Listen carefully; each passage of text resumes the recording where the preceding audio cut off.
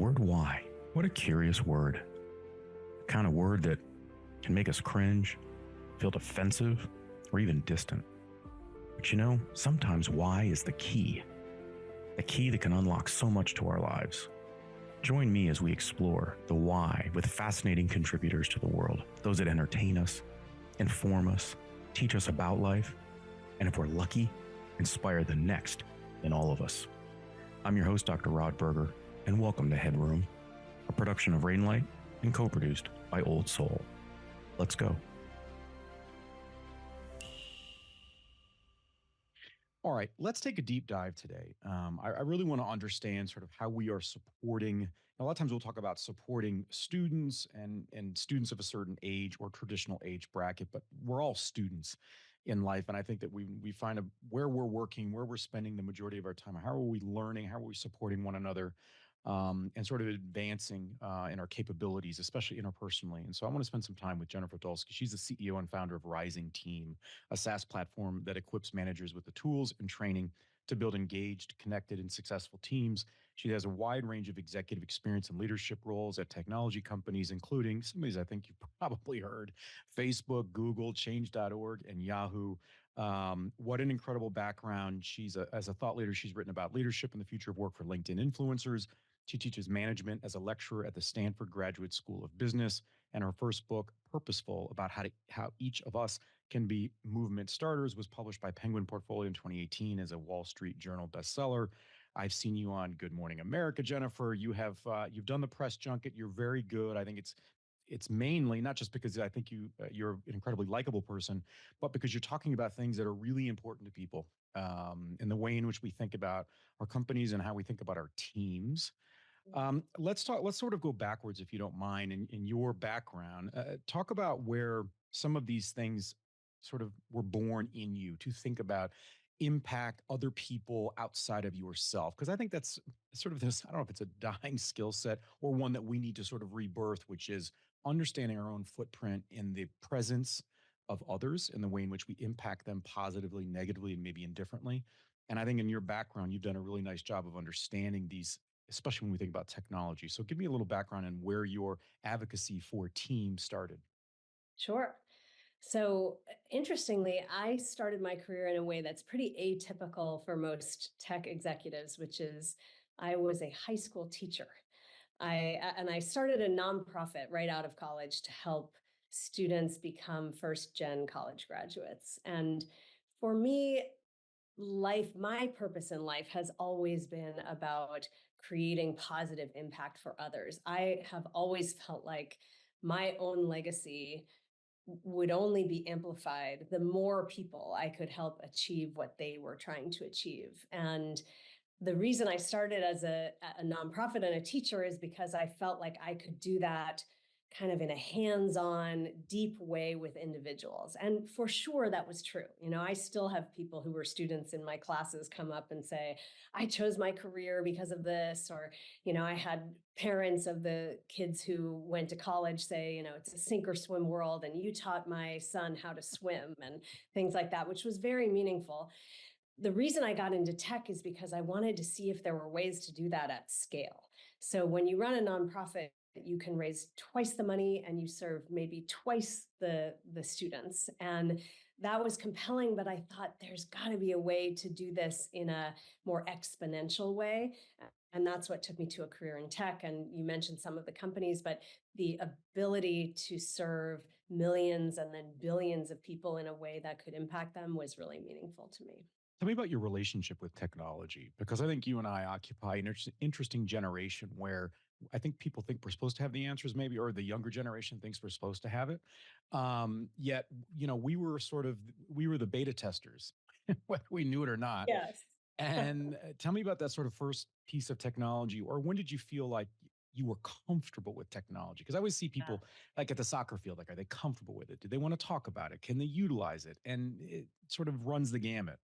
So true. And you are right. This is going to age me a bit, but I first got introduced because I was working in a school. And at the time, schools were the first places to be, quote, wired for the internet, back when you needed wires for Right. the internet.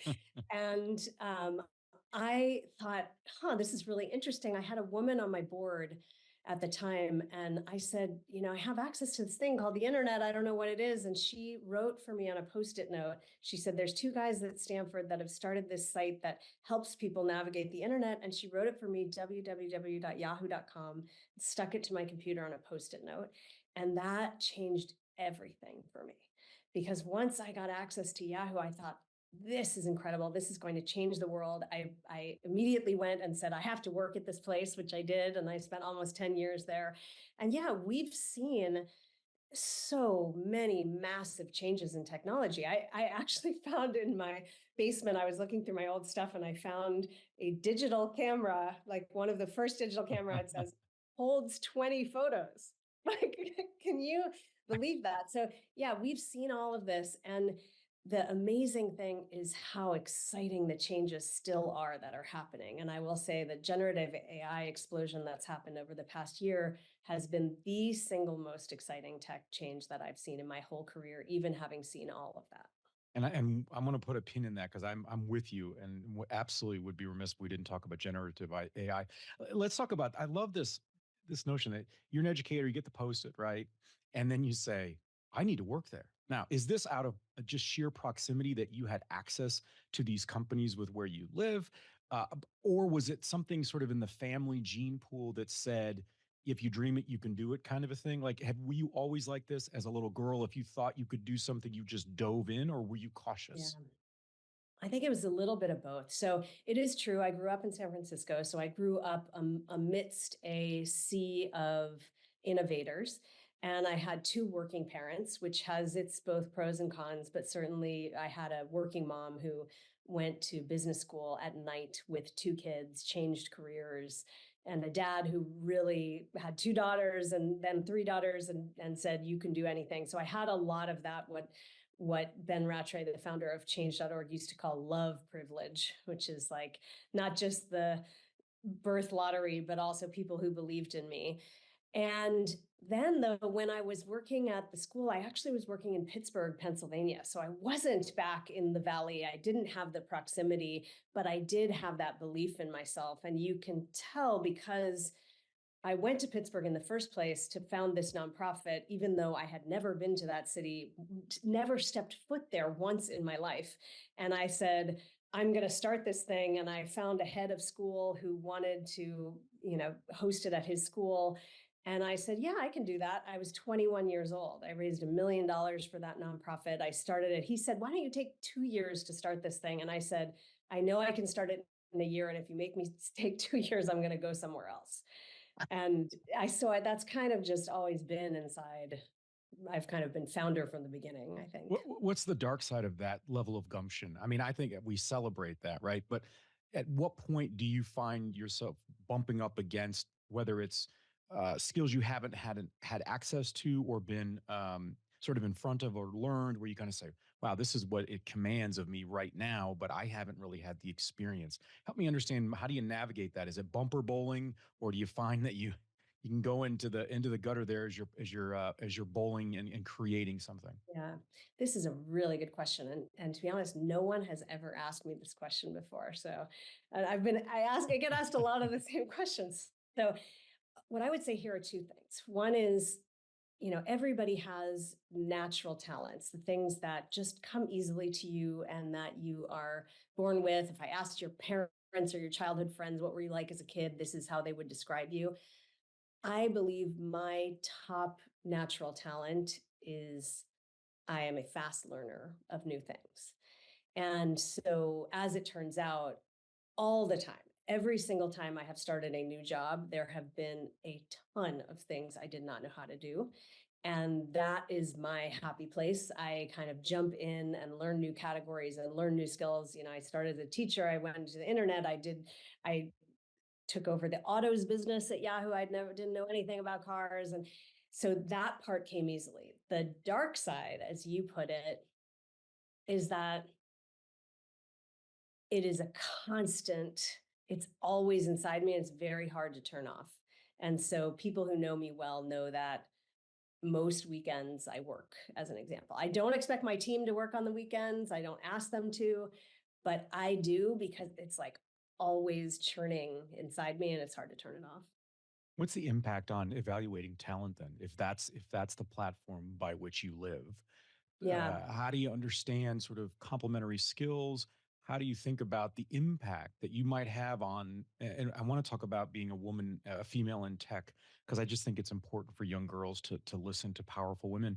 Um, but sort of that impact, because I think there are amazing leaders out there that sometimes they're less than, I think, aware of the footprint that they leave behind, and it can either stunt the growth of the next generation or it can inspire and invigorate.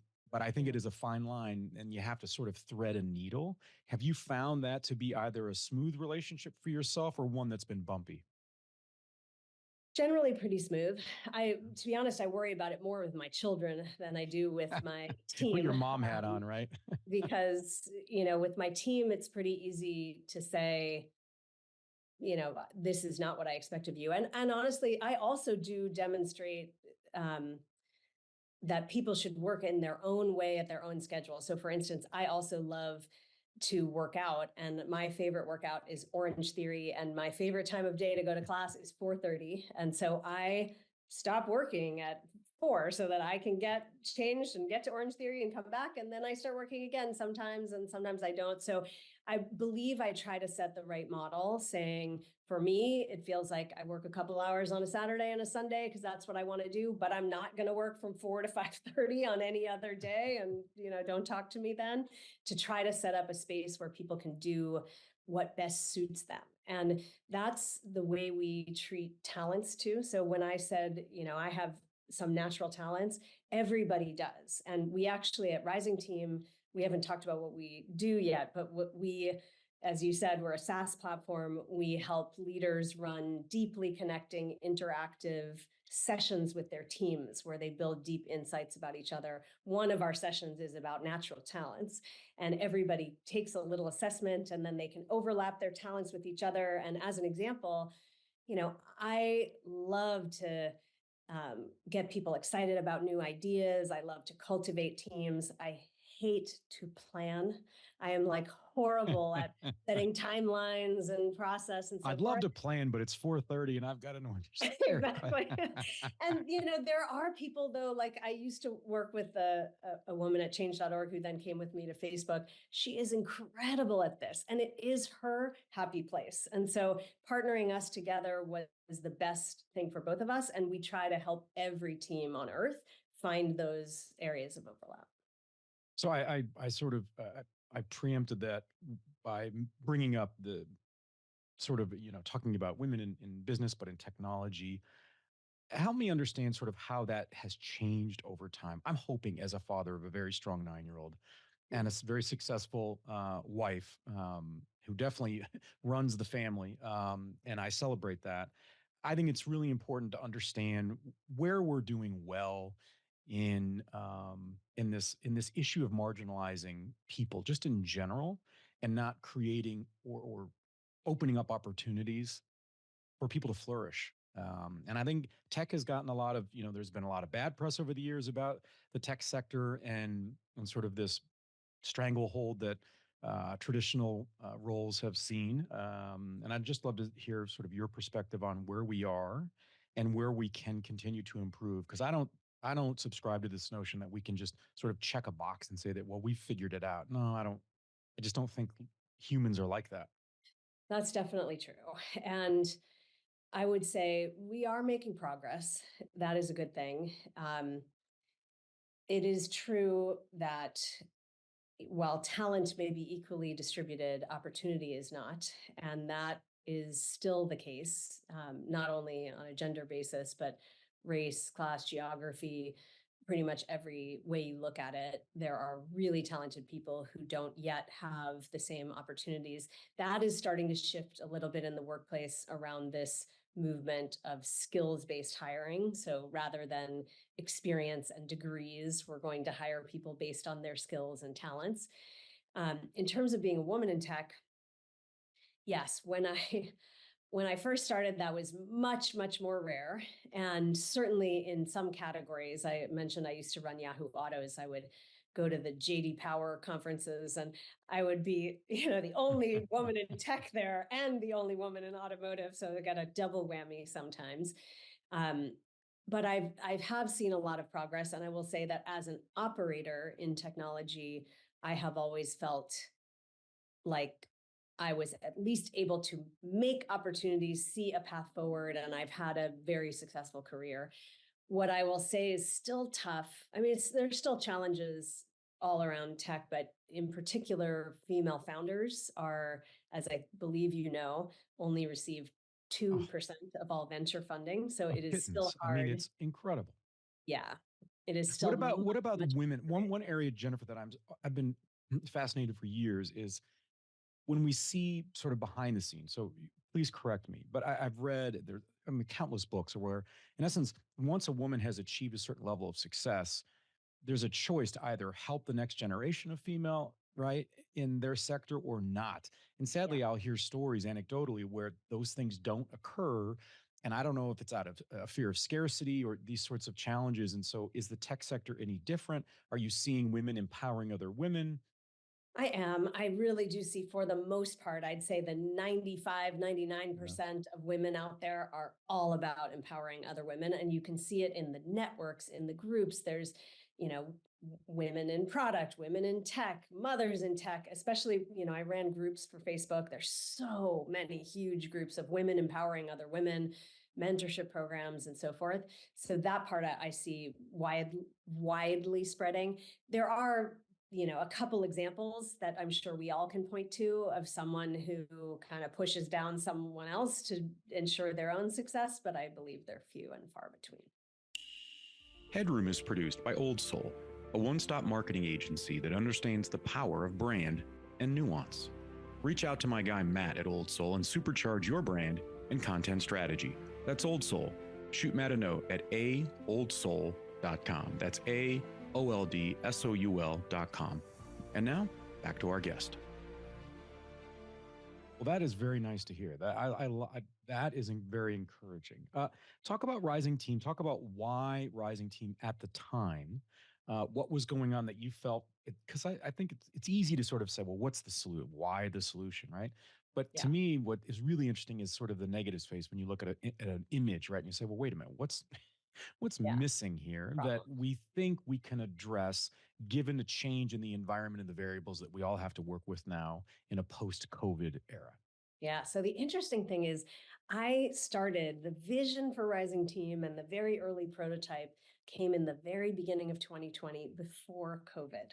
And so I'll tell you the original problem I was solving and then what happened to make it even more important. So I came from, remember, 25 years of leading teams in tech, big companies, small companies, scaling change.org around the world. And I always felt, both as a manager of individual teams and then as a leader of hundreds of other managers managing teams, like we didn't have the tools we really needed. So I was lucky. I had multiple executive coaches. I was trained by Fred Kaufman. I have an MBA, and I always describe it like being taught to fish and then going back to the lake with a book on how to fish or like a binder. I literally had binders sitting on my desk. I was like, this is not helpful. What I need is a fishing pole. I need tools to bring to life with my teams the things I'm learning. And I didn't have that. So I had started hacking together those things already, and I saw them spreading inside the companies where I worked. And so I started prototyping this idea. Then the world turned upside down. So if you look 3 years later, we now live in a workplace where 75% of all people work hybrid. So tons of remote work, distributed work. We are in a down economy where so many companies have been through layoffs and union strikes and so forth. We have Gen Z coming into the workplace who has much higher expectations for a sense of belonging and feeling valued. We have a super challenging economy, geopolitical environment, and we have AI where everyone's nervous. Is AI going to take my job? What do I have to do to learn AI? All of this lands on managers. So the problem I thought I had in 2020 is magnified by thousands now of how hard it is for managers. So they desperately need support. Managers are more burned out, more overwhelmed, and quitting at higher rates than ever before. So paint the picture for me. So how does Rising Team work? So if I'm engaged with it, how do I apply this? I mean, is there just kind of walk me through the Yeah. experience so that So people here's understand how it's being yeah. So here disseminated? here's how it works. If you think about it, your job as a manager, I describe great managers are a little bit like great sports coaches. Are you a sports fan at all? I'm there needs to be a step program for me. Like I'm addicted to sport. That's my happy Okay. place. I also am a big sports fan. I grew up in San Francisco in the 80s, so I am a huge 49ers I fan. would say so. Yeah. Yes, big year for us. I fingers crossed. And I also was a coxswain on the rowing team in high school and college. And my boat actually won national championship when I was in college. So I really deeply believe that the best leaders are like the best sports coaches. They do three things. They clarify, what does winning look like? Where are we going? What is your role in getting us there? They coach, which means they understand each person on the team, their unique talents, preferences, working styles, needs, and help them reach their individual potential as well as help the team succeed. And then they connect. They make the team feel like a team, support each other, want to be in it together. And Rising Team is about helping make it easy for managers to do all those three things. So the way it works is that we built different kits on different topics. We took all the topics of high performing teams like psychological safety, appreciation, setting expectations. We made a kit for each one. And the kit has a session that you run with your team in a synchronous way. It can be remote or in person, mobile or laptop. And it walks you through all the things that a facilitator would do, but without needing a facilitator, because you, as the manager, basically follow the software. It has an icebreaker, it has some learning goals, it has an activity, it pulls your data together, it has reflections and so forth. And so for somewhere between the sessions run between 10 minutes and 2 hours, depending on which ones you pick. And we recommend that people do at least 2 or 3 of these a quarter. So it's not a lot of time. We call it like HIT for managers, like high intensity interval training. But for somewhere between, 2 hours and 4 hours a quarter, you sit down, you make your team feel like you care about them, you value them, you understand them. It works extremely well. We have all the data to show it moves employee engagement, it moves connection, et cetera. And now what we're building and about to launch this year is an AI coach that sits on top of that data, because you have all the insights, but it's hard to remember them when you're in the day to day. So how is So the now, AI? Okay, so yeah, so yeah, how introduce us to this AI. yeah. So So what's the response look like? What's it feel yeah, like? so basically, imagine we had spent 2 hours together and I was uncovering your user manual, which is like, how do you like to receive feedback? What times of day do you like to work? When is it okay to interrupt you? And then later, I wanted to say, okay, Rod did a really good job on this particular activity. I'd like to, appreciate, recognize him. I'm going to go and ask my AI coach called Artie for Rising Team um, to help me with some ideas for how to appreciate Rod based on his personal preferences and, you know, it, ways he likes to be appreciated. It will give me suggestions that are unique to you that would be different than another person on your team. And then I can say, well, I'd like to write a thank you note, to Rod. Can you help me draft a thank you note? And of course it will. So it has all the power of generative AI in the leadership based, science best practices. And then it adds the insights that are unique to you from your Rising Team sessions. So that's what we believe is kind of the winning combination: deep human connection plus AI. Sounds like you could also solve marriages. You could save I marriages. know. Not solve, I, save. yes, it's funny. I haven't thought about that, but now, Sounds like a yeah, fantastic app. yeah, right. Okay, so I'm assuming, I mean, this is a softball for sure, but just to clarify, I mean, given your work at Stanford and coming from an educator background, are you in your happy place right now because you're able to sort of combine all of these ingredients? I love it. I love it so much. This is, and sometimes I think people think about their careers and every point along that line is something that's leading you to another place. So I have not regretted any of the choices I've made. I've learned a lot. I've loved them, but this for me is the company I've been meant to build my whole life. And I love the combination actually of spending time at Rising Team, which is the scale piece. How do we get this out to millions and then billions of people?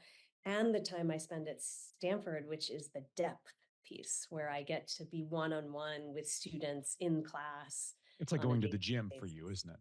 Yes, yes, it is. I love You it. know, one thing I'm hearing from you, so I'd love for you to talk a little bit about the facilitator role in the sort of origination of Rising Team. Because I think that, look, I think there has been good content out there, but we've all experienced content that is delivered or made available, and that's where it's always fallen short. Where it's Yeah, stale, it's like who in their right mind would even want to participate in this outside of just checking a box or sending yeah. an email that you've completed something. Um, how much did that play into your thinking about how, if I'm a manager and I'm sort of now playing the role as a facilitator with your materials, your kits, talk about that? We talk about buyer personas. I would think that you really have a good handle as a team, you guys do, in understanding just the different sort of voices, perspectives, experiences of managers out there that are going to be really deploying and representing what you've all built. Yeah. The interesting thing, you make a good point here because most content in the learning world, it's delivered in one of two ways. It's either delivered asynchronously, usually via video or sometimes books, et cetera, but it's flat. There's no synchronous interaction at all. And that's what I call the fishing book problem, right? You learn a lot, but it's such a heavy burden for you to take that and turn it into something for anyone else to use. And it generally doesn't happen. 99% of the time people can't, it's just very hard to implement. The other way content gets implemented is synchronously through live facilitators. And sometimes they're in person, people get together at offsites. Sometimes they're virtual cohorts, which are very popular now. And those, as you say, they're kind of hit or miss based on how good the facilitator is. You can have awesome facilitators, and people love that stuff. They would do it every day if they could. Companies can't afford to because it's really expensive to bring in those people, especially the good ones. Um, what we've done is say, what if we made every manager, every team lead on earth into a facilitator, and we took away the need for the showmanship of it? Because it's just you and your team. It's just a lot of it is just about asking the right questions, giving the right prompts so that they have that conversation. And as it turns out, that is the magic formula. It's giving them the tools so they just press go and don't really have to think about it. And you can see it in the scores because we ask 4 questions at the end of every session. Do you feel more connected to your team? Did you learn something valuable? Will you work more effectively together? And would you recommend this? And I can tell you that across all the kinds of teams, like engineers at tech companies that have never facilitated anything, I have the Massachusetts state probation officers using Rising Team. We have, marketing teams from around the world on 6 continents. They all are more than 90% agree or strongly agree to all those questions, the people on their teams. So it doesn't matter if you are a great facilitator. What matters is that you take the time to sit with your team and show them you care about them and you want to understand them. That's what makes people score them super high. Okay, so when you're not in front of your team or you're not being interviewed and you're just sitting there, maybe with a nice glass of wine, looking up and thinking about all the applications of what you've been building, where do you see this going? Because when I hear you talk, you mentioned areas that I think are so incredibly important for our education system. I mean, I don't see a sector where this does not apply. And I don't mean sort of the direct application of Rising Team. I mean the concept of understanding the power of inquiry, the power and the language of prompts, because this is the world that we're walking into. It's like I interviewed Hadi Partovi, the founder of code.org, from your neck of the woods, an incredibly nice individual and a powerful personal story. And he said to me recently, he said, you know what people don't understand? This is the slowest point of innovation we're ever going to be in. Yet the public thinks that we are on this, accelerated trajectory. And it's like, no, no, no, no. only getting faster. It's I don't know only if getting you've better. seen the chart for the AI, like, the number of parameters in the models and so forth. It starts in 1950, and it's like there were 40 petaflops, and now it's like the last 10 years, it's like twice as fast as Moore's law. So I agree with him completely. It is, yeah. I also really agree with you. At the end of the day, it is about the combination of our humanity and the technology. The only way people will succeed is to have both. We cannot be a tech only world because at the end of the day, we're human. And that is exactly why, we didn't customize the Rising Team content to make it work on different continents or different industries, because it's just asking questions about people's humanity and both who they are as people and how they like to work. And that those questions can be the same regardless of whether you work in a manufacturing plant or bank or a retail store. And it is, when you ask where I think it will go or where I want it to go, I say completely not facetiously, every team on earth. Like, our vision is a world where everybody feels deeply understood, supported, and able to reach their goals. And that's true whether you're a student, whether you are in the workforce, whether you're a parent. And so, yes, we've started actually a version called Rising Team for Schools, but over time, yeah, that's what I want. I want everybody to feel understood and And know how to understand each other. And Jennifer, that's the power, because you're talking about the power of simplicity. It's like one of my favorite books, Daniel Pink, I don't know if it was 2008 or around then, A Whole New Mind, where in essence, the more we develop and we escalate in our technology, the simpler we almost like fold in on ourselves. And to your point, this is where sort of the icebreaker and the experience of Rising Team. I mean, you're understanding the emotional connection that you want to have at a certain level to be able to then engage with your team so that you can all learn collectively. And it's such a subtle point as opposed to sort of this telling that a lot of us experience, especially in professional learning environments.